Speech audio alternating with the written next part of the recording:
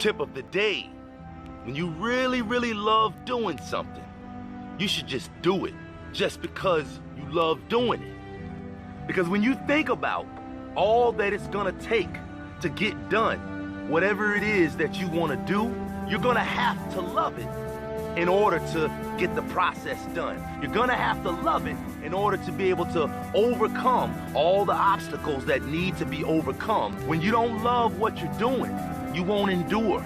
You won't stand the test of time. And that's because you're not passionate about it. You're not excited about it. When you love what you're doing, you don't need a reason to do it.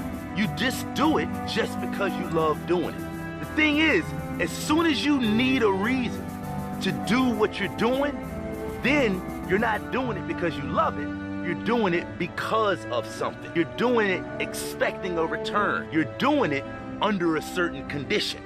But the key to being great at anything is just doing it just because you love doing it. Because the bottom line is, you're not always gonna get the results that you want, but somehow, some way, you gotta find what it takes to be able to endure the process. And the best way to be able to do that is just love what you're doing. Just being passionate about what you're doing. And if you love it, you'll continue to stick with it. Sometimes, even if there's no reason to stick with it, you'll find a way to stick with it anyway. You're not going to be good for a while at whatever you're doing. And when you stop focusing on what's happening and only focus on what you're doing, then you got no choice but to get to where you're trying to get to. So you have to find a way to love doing what you're doing.